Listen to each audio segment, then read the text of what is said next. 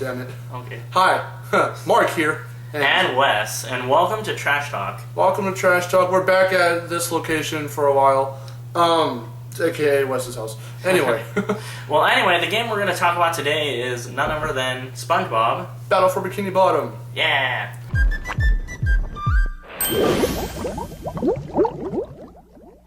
Alright, this game came out in 2003 on Halloween. Yes, this came out on Halloween. Yeah. I wonder what's so scary about this game. Lots and then, things. pretty much, this game came out for the Xbox, PS2, and GameCube, with publisher being THQ and developer being Heavy Iron Studios. Yep. So, also, real quick, I gotta do a little mental. We got a little, so we got some notes here that we can go over, because we're gonna try and structure the show a bit more, because we've gotten some concerns about it and stuff, so we're gonna try and have a certain structure. So, what I'm gonna talk about is how the game controlled. So, because I've played the game, and I've beaten the game, and it's really awesome. I've only shown him some snippets of it, so he knows what it's like, but he hasn't actually experienced it. And I have. So, I can talk more about the controls, and this game actually has some really nice controls. I've played a bunch of SpongeBob games, I own a bunch of SpongeBob games, but this one has like the tightest controls that you can possibly ask for. Really easy to get a hold of, get a hang of, and it's real nice, basically. You play as three characters, SpongeBob, Patrick, and Sandy Cheeks, and they all have their different attributes. So like, SpongeBob's more of like, that's what I'm looking for, he's more neutral. His attacks are strong, but they're not like overpowering any of the other characters in any kind of way. Patrick is a little bit more on the heavy side, obviously. He does most of the heavy lifting of there's certain aspects where you have to be him, because you can stay at there's like a bus stop little area and lots of parts of the game where you can change between characters if you need to, or if you just want to. But there are certain parts here and there, they're not very common, which is actually pretty cool. It doesn't force you to switch between and be certain characters. I forgot where I was going with that, but it's a really cool feature. And Patrick does some, like I said, the heavy lifting. There are areas where he has to throw like these fruit deals at like buttons or enemies and stuff. And Sandy controls really well also. She's got her karate moves, because she really likes karate. They stay real faithful to the show. Yeah. She can like hover. She has like a triple jump in a sense. After you double jump, she can hover with lasso. So that's kind of cool. And hang on to like there's these Texas signs with a little like ring deal, so you can grapple to them and swing. So that's really cool. Oh, okay, so Sandy's role is to reach inaccessible areas. Yeah, that none of the other characters can. Oh, okay. Basically. Well, Patrick, what's the point with him lifting up stuff? There's a couple of areas where they've got like fences blocked off, and like the first couple levels are more introductory, so it's like very obvious where the button is. Like, hit me here. So you just take it, pick it up, throw it, hit the button. Oh, so he also kind of helps get to inaccessible areas, but in a different way, from a different way than Sandy. Yeah. And then SpongeBob's just the neutral character that he's just neutral. You just platform with him like you normally would. Oh, okay. Although there is one level that we'll talk about later where one of his moves becomes essential.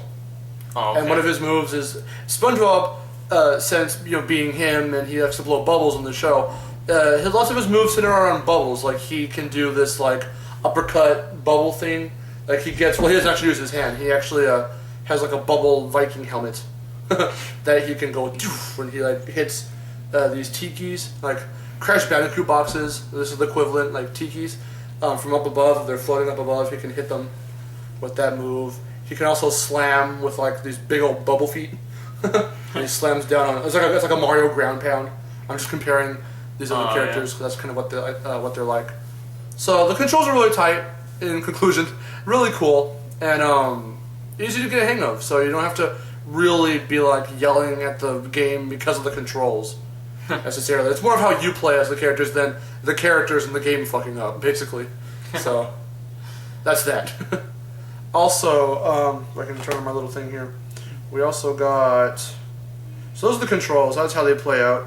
We've got visuals, which are well, because it's for the PS2, the GameCube. For that generation, I forget what number, but it's that generation of consoles and of gaming. It looks fine for what it is, basically. Yeah, for the graphics at the time, they're really good. They're like if you're like I played on the PS2, so it has natural PS2 graphics, really. Yeah. Nothing real special, but they stay faithful to everything in the show and stuff. Basically. Yeah. That was kind of a short one. What's next? We got portrayals of the characters and like their voice actors and such. And we've never really done the show before, I don't think. Maybe a bit here and there, but never as an actual segment of the show. Yeah. I'll speak first really quickly. Everything is, like I said, pretty faithful to the show. There is one thing, and it's not that big a deal if you're kind of like whatever with it. Clancy Brown, really awesome voice actor, is known for Mr. Krabs, but he does not portray Mr. Krabs in this game. And he actually doesn't portray Mr. Krabs in a lot of the SpongeBob games that include voices and not just text. Which kind of sucks because, like I said, he's a really cool voice actor and I like him as Mr. Krabs, but the other guy, I don't even know his name, but the other guy they got, his name will be right here. The other guy that they got, it is pretty cool, it's forgivable. It's not like... Does he sound like Mr. Krabs? Yeah, if they ever had to ever, if Clancy Brown ever left the show or whatever for any reason, they could probably get this guy to... He doesn't try to sound like Clancy Brown, which is cool because no one really can sound like Clancy Brown. He's his own thing, and, but this guy he was trying to do Mr. Krabs, not Clancy Brown. So that's why it's forgivable. If he was trying to actually sound like like Clancy Brown, that'd probably be an issue, but it's forgivable. So more like a nitpick. But how does the other character sound?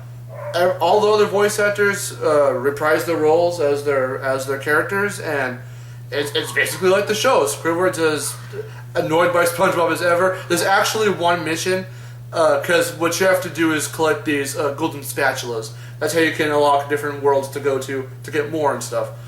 That makes sense. And one of those missions is to annoy the shit out of Squidward. So you go into his house, and you talk to him for a little bit to ask him to like help you out on your journey. But of course he's like, "Get away from my house and why don't you move out? That'd be funnier," or something. There's one. Sorry for my bad Squidward impression. There's this one mission where you just jump around because you literally SpongeBob goes, "What can I do to help?" and stuff. Or to get you to help me, and he'll be like, "Why don't you just jump around? That'd be funny." So you have to literally boom, boom, boom, just jump around his room, and then eventually he'll be like, "Okay, enough. Here's the golden spatula." So it's funny. The portrayals of the characters themselves, not just their voice actors, is like the show. So it's really funny. So in a sense. One thing also, though, real quick, I want to mention that was kind of odd. Not really like I had an issue with it, but I don't remember her being like this in the show so much. But Mrs. Puff, the bullying teacher, she is annoyed with SpongeBob like pretty much anyone else in the series. But her character in this game is more of like slightly panicked for some reason. Because if you look at her, she's kind of like shaking and looking around all shady like for some reason. I don't know why. She's never been like that in the show as far as I know. Well, have you seen SpongeBob's driving in the show? Well, yeah, but she's never been all shaky and kind of like, oh, hi, how's it going? Almost not really fearful, but I don't know what they were trying to go with that. I mean, besides those little shaky animations she's got going on, she doesn't act any different, so I don't know what they're trying to do with her on that front, but... Alright, so just like another nitpick. Another nitpick, yeah, I was just about to say that. Check this again, awkward pausing moment. My theme keeps going off. That pretty much leaves us with the story, so did you want to kind of say about that? From what you told from the story, it's a really funny story. So Plankton, it centers around Plankton, and pretty much you know what that means. Yeah. He's trying to get Mr. Krabs' secret formula for his Krabby Patties. Yep. So what he does, from what Marcelo told me, is he builds a mechanical army Of robots. But the stupid thing about this is, like Plankton, he puts an obey and disobey switch, and then me and Marcelo had a kind of a talk about this earlier on. Why would you ever put that in there? Yeah, why would you do that? That's Unless he valued his robot's opinions and decided, you know what, I'm gonna put, like, maybe they should have equality to argue with me. Yeah, I made a. And obviously, they're on the disobey switch, and they go insane and start destroying Bikini Bottom. I was like, well, I'm gonna make a grand army of robots that will obey me, but let's make a switch to where they won't obey me, and that's of course what it was switched onto, the little switch. So they don't obey anyone. They're running amok in Bikini Bottom. So of course that leads to SpongeBob, Patrick, and Sandy. I don't know how Sandy in the intro cutscene, Sandy's like nowhere in there. She just kind of joins up with them. But it shows how at least SpongeBob and Patrick go on their mission because maybe Sandy wanted to join in so that way she can give those robots her sweet karate moves. I guess because like basically they're playing with like toy robots, and then SpongeBob goes, I wish we had real robots to play with. So the next day, there they are, running amok. So it's funny how Patrick's dreams come true. So that's that. The story is very simple. There's no, like, it's not complex in any way, really. It's not complex, but like there's plot twists. Like, the robot was my mother. So no crazy plot twists. It's pretty straightforward. Yeah. Oh, and there's robots destroying the city. What do? Kick their ass with bubbles and karate. Bubbles and Patrick's stomach, because he does this. His literal neutral attack is to go boom and hit people with his stomach. Yeah, like that. Boom, boom. He just so literally, you use attack. Sandy's karate skills, Squidward's bubbles. SpongeBob's bubbles. Said Squidward. I'm sorry, Squidward. Alright, bubbles.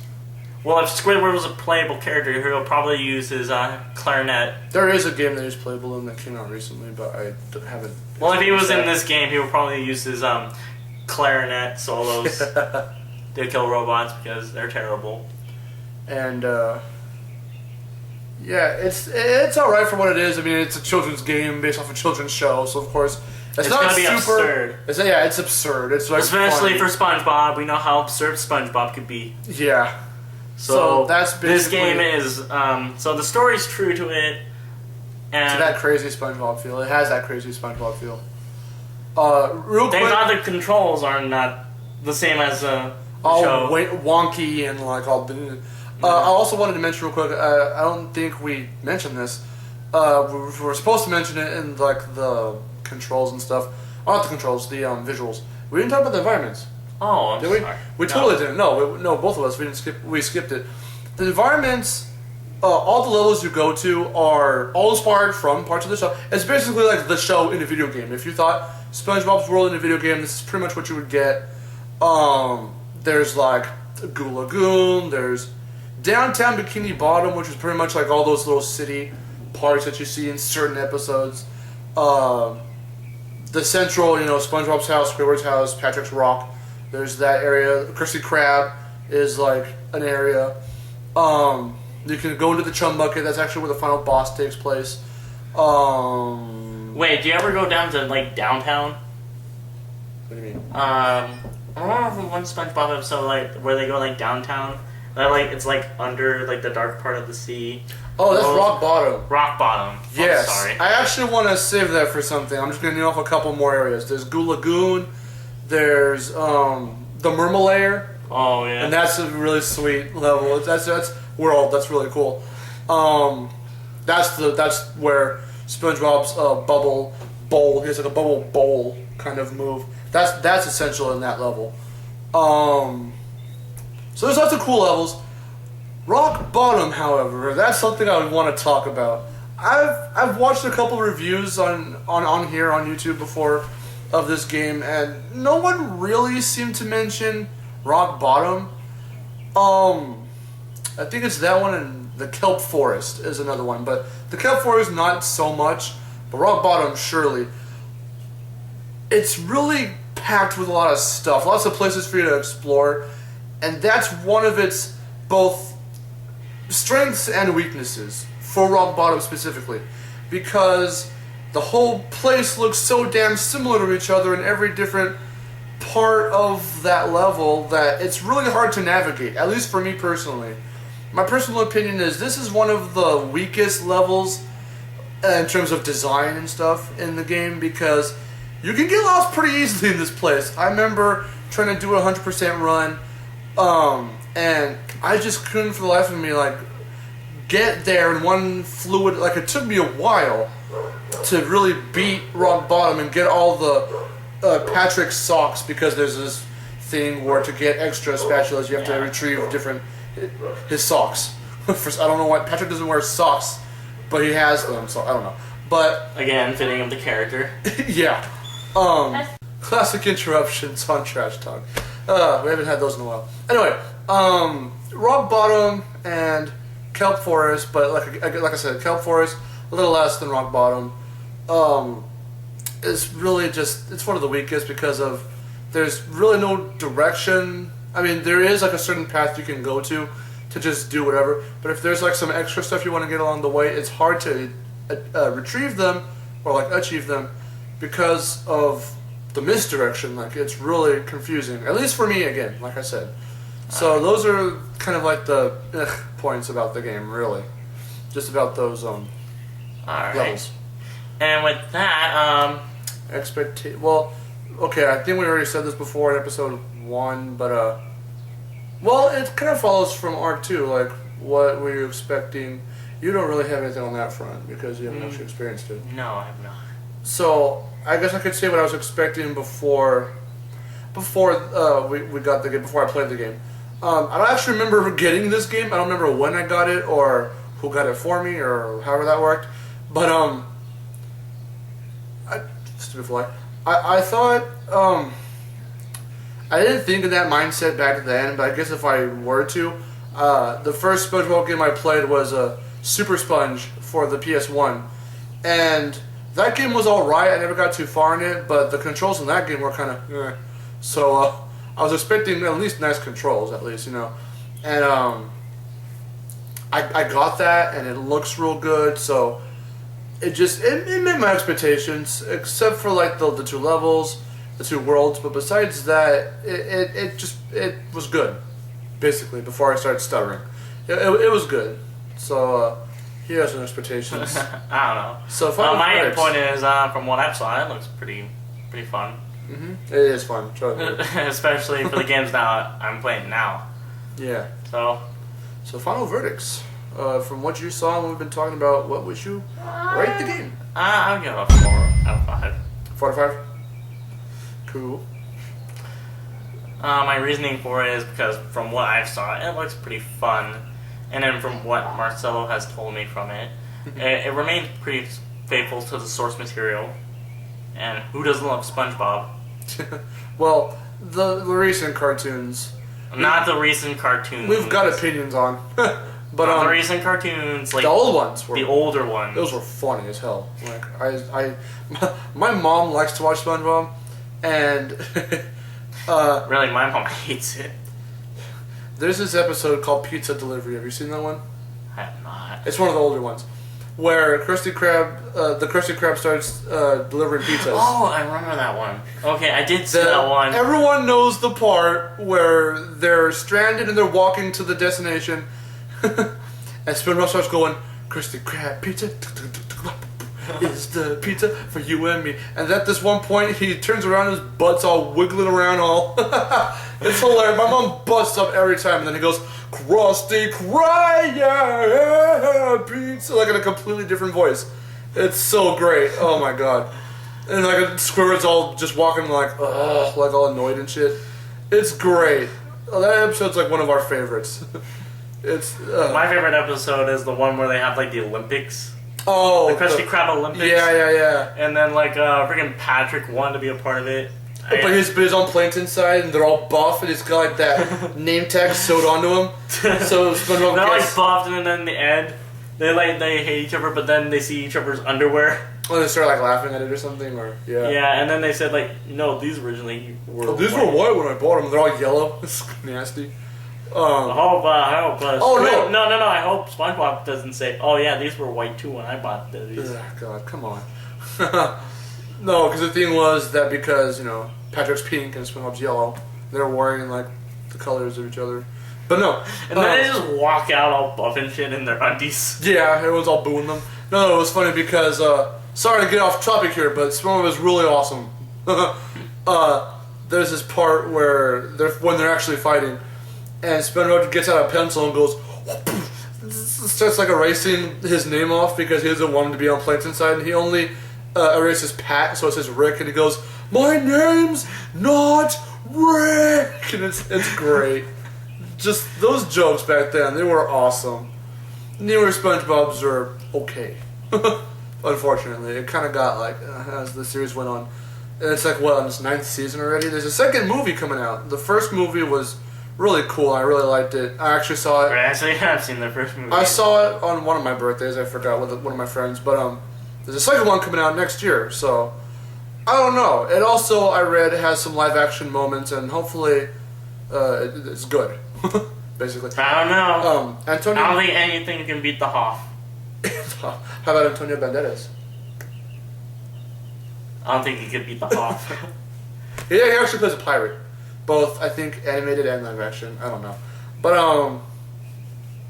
that was SpongeBob Battle for Bikini Bottom. We're also sorry that we just took some time. Nostalgia got in the way. Yeah, to, like, just relive some moments from the actual show. So now, your verdict? My verdict, sorry guys, my verdict is a 4.5 out of 5. It would have been a 5 if not for the nitpicks. And if they had just perfected the 2 levels that I mentioned already, it probably would have been bumped up to a 5. We also didn't mention the bosses. Really quick, the bosses are really cool. There's only 3 major bosses, and they're big old metallic robotic versions of the characters of spoilers.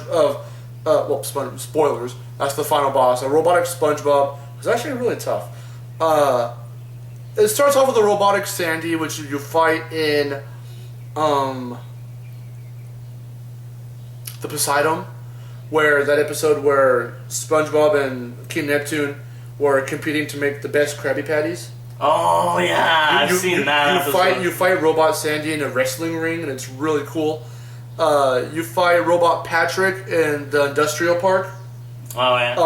I love the music in that fight. For some reason, I just really like that music. Soundtrack. Soundtrack's good. Okay, that'll be its own other segment next episode. But soundtrack is awesome. I love the music in that Patrick fight. And then in the Chum Bucket, Robot SpongeBob is one of the craziest bosses of the 3. And that's actually a 2-parter, and that's all I'm going to say about that. It's a 2-part boss fight. And there's also one other sub-boss within that boss, and I'll leave that for there. So you can look it up and shit. Robot Plankton. Anyway, that was SpongeBob Battle for Bikini Bottom. 4.5 out of 5, 4 out of 5. So... And with pretty much that's the end of Trash Talk. I'm Wes. I'm Mark. And see you all in the next episode of Trash Talk.